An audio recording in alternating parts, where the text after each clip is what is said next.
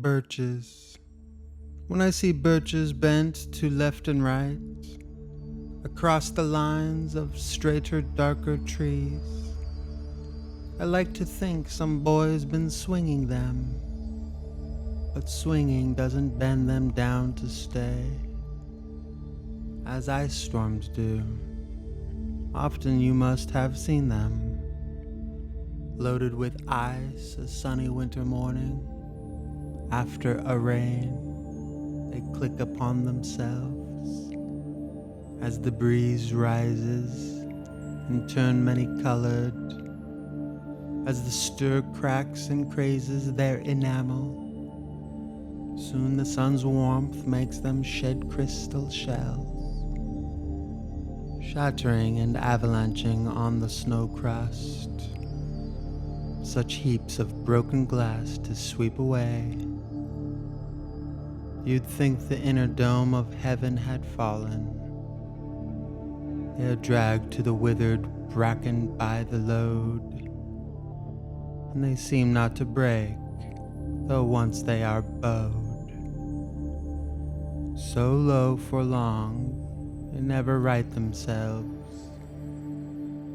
You may see their trunks arching in the woods, years afterwards, trailing their leaves on the ground, like girls on hands and knees that throw their hair before them over their heads to dry in the sun.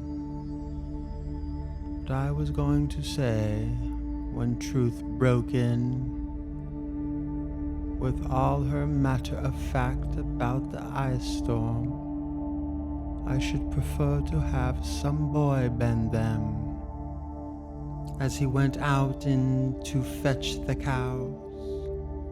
Some boy too far from town to learn baseball, whose only play was what he found himself, summer or winter, and could play alone. One by one he subdued his father's trees by writing them down over and over again, until he took the stiffness out of them, and not one big hung limp, not one was left for him to conquer. He learned all there was to learn about not launching out too soon, and so not carrying the tree away clear to the ground. He always kept his poise to the top branches, climbing carefully with the same pains you use to fill a cup, up to the brim and even above the brim.